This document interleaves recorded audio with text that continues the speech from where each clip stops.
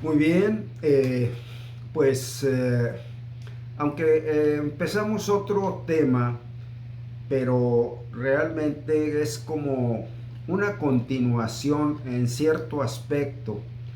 Estuvimos viendo el panorama a través de los siglos, cómo la obra de Dios, la obra de multiplicación, vino corriendo a través de las generaciones, de los siglos, de las culturas, pero simultáneamente vino caminando también la oposición hasta los días apostólicos, cuando la iglesia empezó a multiplicarse desde allá, desde Jerusalén, y luego cuando fueron esparcidos.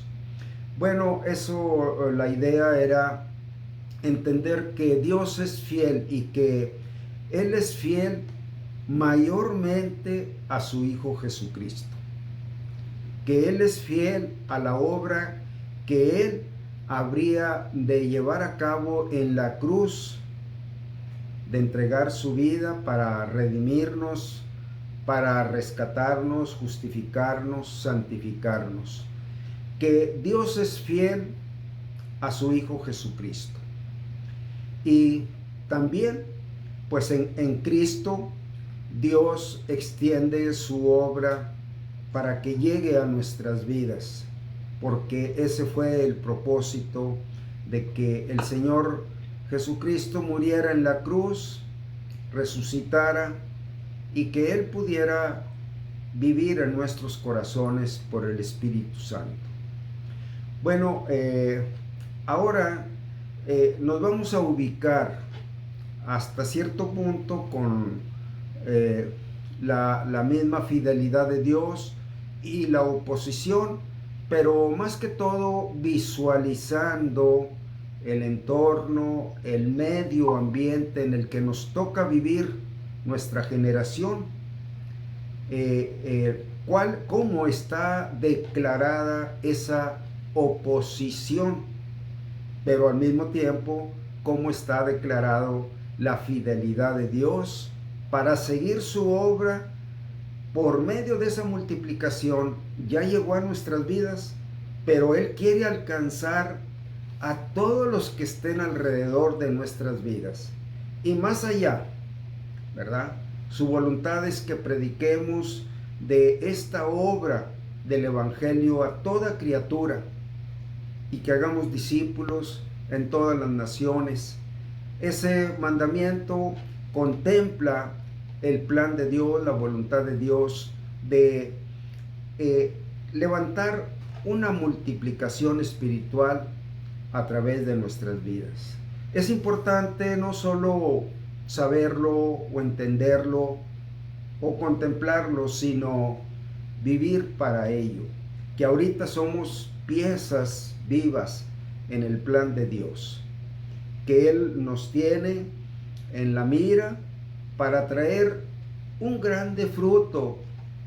Bueno, cuando oímos de lo terrible que espera una persona sin Cristo en el infierno, pues bueno, a veces es un pensamiento un poquito egoísta cuando pensamos, o un mucho egoísta, cuando pensamos, bueno, gracias a Dios yo ya soy salvo, gracias a Dios yo ya no tengo que preocuparme por eso, yo ya sé que voy al cielo. Bueno, pero la verdad que pensar así no es pensar con el corazón de Cristo, con la mente de Cristo, porque Él murió por todos y Él tiene en su vista a todos los perdidos, ¿verdad? Y Dios Padre también vio a todos los perdidos a través de Cristo. Esto es lo que el versículo de Juan 3:16 nos dice, porque de tal manera amó Dios al mundo que ha dado a su Hijo unigénito para que todo aquel que en Él cree no se pierda, mas tenga vida eterna. ¿verdad? Entonces, este es el plan de Dios de sostenernos, de levantarnos, de fortalecernos, de avivarnos, de exhortarnos, a veces amonestarnos, disciplinarnos, porque la vida de Cristo fue un gran valor que se pagó por los que todavía no son salvos. Y está vigente para ellos. Pero miren lo valioso que somos ahora cuando Dios tiene sus ojos sobre nosotros, seres mortales, seres tan débiles, seres tan fáciles de convencer o de distraer. Bueno, pero tenemos algo que decir, que Cristo entró a mi corazón y que Él cambió mi vida. Desde el día que yo lo recibí, Él empezó el cambio y todavía lo está llevando a cabo y lo seguirá llevando ese cambio de darme una mente, un pensamiento, una luz como Cristo es, de darme la verdad, de la experiencia de haber empezado de nuevo, como fue siempre la voluntad de Dios. Yo recuerdo cuando me convertí que algo que me enriqueció mucho era que pues yo había empezado a comprender, aceptar, confesar que yo había levantado una vida sobre mí mismo, pero una vida perdida. Y más se iba perdiendo. Y cuando yo acepté a Cristo, un pensamiento que me vino muy claro fue que Dios me había dado la oportunidad de volver al principio, de volver allá a Adán y Eva, cuando Dios creó perfectos a Adán y Eva, y que Dios me estaba dando su misma naturaleza, conectándola, injertándola en mí, para que de esa nueva naturaleza vinieran las cosas que pertenecen a Dios. Y yo estoy en este momento predicando porque esto es lo que pertenece a Dios. Esto es el fruto de esa naturaleza. Y si les transmito esta predicación con esmero, con llamamiento, con exhortación, es el Espíritu de Dios el que me motiva. Realmente Él me dio esta bendición de regresarme al principio, pero más todavía, porque eso está por venir, más que Adán y Eva, porque Adán y Eva eran seres terrenales, y todo el que tiene a Cristo en su corazón es un ser celestial. Eso está todavía en stand-by hasta que Cristo venga por segunda vez a llevarnos. Bueno, este panorama, hermanos, es tan importante porque es el sentir de Dios. El Dios que a veces en lo privado, en lo íntimo, le damos gracias, tenemos gratitud, vemos que Él nos bendice porque nos ama, no porque seamos mejores que otros, sino porque Él ama a sus hijos. Bueno, Él quiere que tengamos esta visión. Y bueno, yo voy a presentarles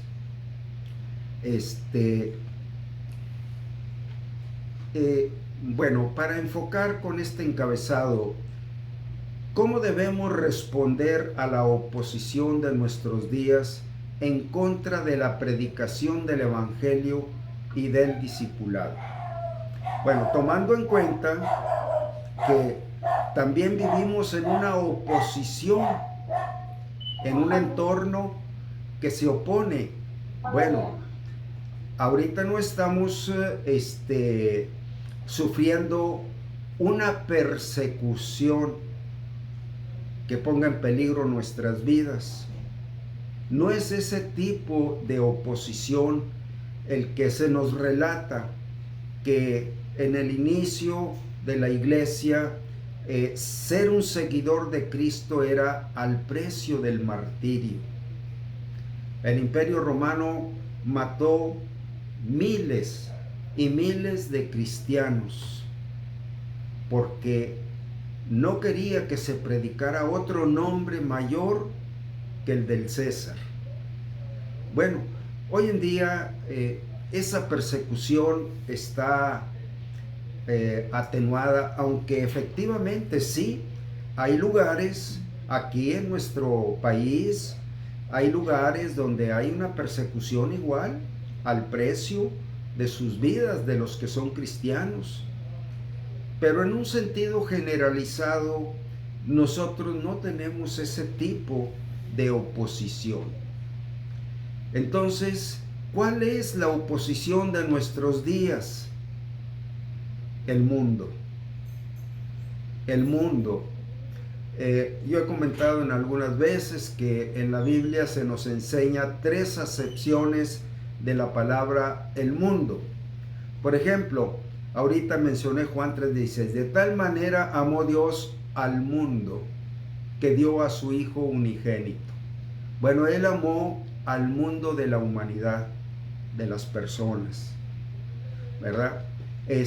Pero en Primera de Juan dice, no améis al mundo, como si fuera una contradicción, pero ahí se refiere a este mundo de valores, una cultura, una doctrina, una mentalidad, una corriente que es contraria a la mente de Dios, al Espíritu de Dios. Y ese es el mundo que es el opositor en nuestros días. Y vamos a seguirlo también. Bueno, está la otra acepción, que Dios hizo el mundo, su plenitud y todos los que en él habitan. Bueno, ahí se refiere al mundo de la creación, toda la creación, ¿verdad? Se menciona en esa acepción. Es el mundo de la creación con el cual nosotros no tenemos ningún conflicto. Más bien, el mundo de la creación tiene un conflicto con el hombre, porque el hombre la quiere destruir.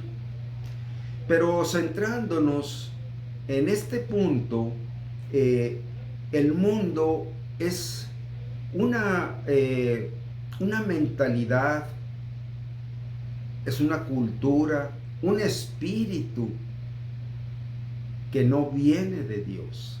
Así dice en Primera de Juan.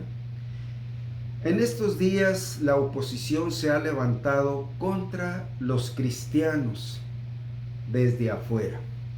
Veíamos que a veces la oposición se daba desde afuera, personas que no pertenecían al pueblo de Dios, pero también vimos que a veces se daba desde adentro, de entre los hombres y mujeres del pueblo de Dios. Bueno, aquí vamos a enfocarlo, que esta oposición está afuera del pueblo de Dios, pero está presionándonos para anularnos, para enfriarnos, para distraernos, ¿verdad? Y dice, desde afuera con la mentalidad del materialismo, el dinero, la codicia, la corrupción, la inmoralidad.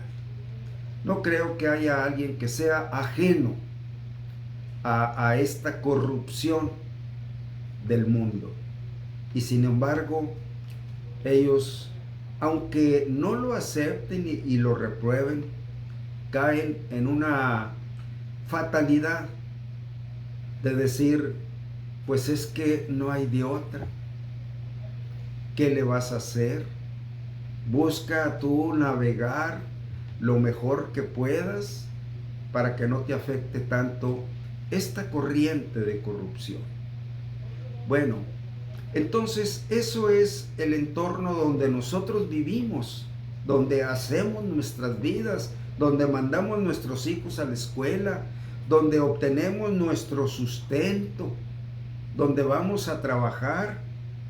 Entonces, eso es el mundo que Dios quiere que identifiquemos. Pero vamos a tratar de tener cuidado, de no confundir esta acepción o definición del mundo al que nos estamos refiriendo. Dios no quiere que odiemos la creación, ¿verdad? La creación nos fue dada para nuestra bendición, para nuestra provisión. Dios no quiere que odiemos esa creación que se llama el mundo, ¿verdad? Pero aquí también hay algo que Dios no quiere que nosotros odiemos, que es el mundo de los perdidos, las personas sin más ni más. Solo las personas quiere Dios que los amemos, porque Dios de tal manera amó Dios al mundo que dio a su Hijo unigénito, para que todo aquel que en él cree no se pierda, mas tenga vida eterna. Permítanme tantito, permítanme tantito.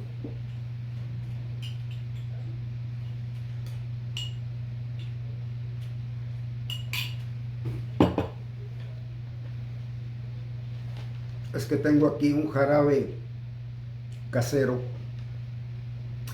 Bien, entonces tengamos claro esto, ¿verdad?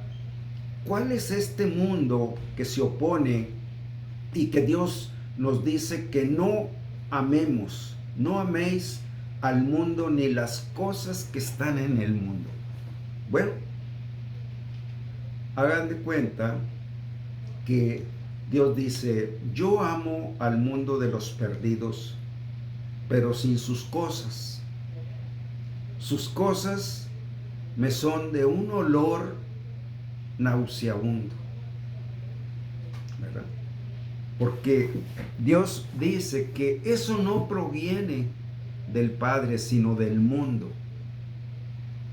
Entonces, por ejemplo, en Romanos 12:2 dice, no os conforméis a este siglo. Se refiere al tiempo terrenal, el tiempo de vida que nosotros pasamos en esta vida, en este mundo de la creación, en este mundo de los perdidos, ¿verdad? Pero es el mundo de los que Dios ama, sin sus cosas. Eso es como un bisturí que corta lo que Dios ama y lo que Dios no ama. Dios ama a los hombres, pero no ama sus cosas, porque esas cosas no provienen del Padre, sino de esa corriente de perdición, esa corriente de corrupción, de contaminación. Y luego, bueno, ahorita aquí vamos a leer, pero sigue diciendo, no os conforméis a este tiempo, sino transformaos por medio de la renovación de vuestro entendimiento. Quiere decir que Dios ha estado, desde que recibimos a Cristo, Él trajo una luz verdadera. Así dice en el Evangelio de Juan. Aquella luz verdadera que ilumina a todo hombre venía a este mundo. En Él estaba la vida. Y la vida era la luz de los hombres. Bueno, nosotros debemos transformarnos por una conciencia, por una manera de pensar, y es algo que podemos lograr. Sí, lo podemos lograr con el Espíritu de Dios, con la palabra de Dios, con los testimonios de Dios. Dios dice que nos transformemos por medio de la renovación de nuestro entendimiento, para que comprobéis cuál sea la buena voluntad de Dios, agradable y perfecta. Bueno, hermanos, desde aquí vamos buscando la victoria contra ese mundo opositor. Si nosotros seguimos las instrucciones que Dios nos da. Y en el pasaje que he estado mencionando en Primera de Juan 2:15 al 17 dice así: no améis al mundo, ni las cosas que están en el mundo. Si alguno ama al mundo, el amor del Padre no está en él. Él no tiene el amor del Padre.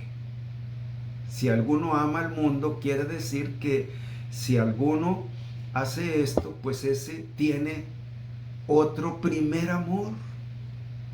Y el primer amor se nos describe en Mateo 22:37, donde dice: amarás al Señor tu Dios con todo tu corazón, con toda tu alma, con toda tu mente, con todas tus fuerzas. Ese es el primer amor. Pero si alguno ama al mundo, no tiene este amor del Padre, ¿verdad? Dice: porque todo lo que hay en el mundo, los deseos de la carne, los deseos de los ojos y la vanagloria de la vida, no proviene del Padre, sino del mundo. Bueno, ahí se enfoca al fruto, a la cosecha, a la producción que ha logrado este mundo. Los deseos de los ojos, la codicia, continuamente, todo lo que ven mis ojos, ¿verdad?